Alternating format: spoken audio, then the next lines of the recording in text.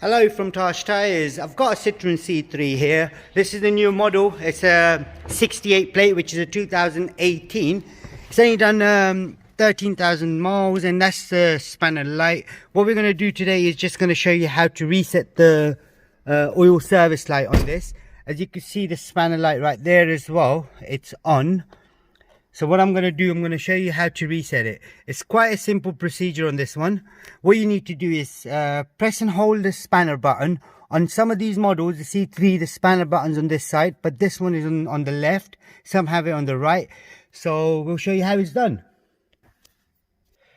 Right, what you need to do is press and hold this button first. Switch the ignition on. As you can see in the middle, the countdown is on.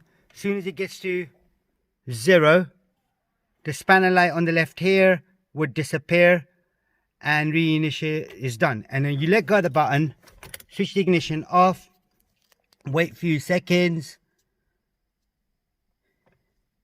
switch the ignition back on. You can even start the car up. Right, all you can see now, the spanner light's gone, so is the spanner on the right hand side as well, that's gone as well.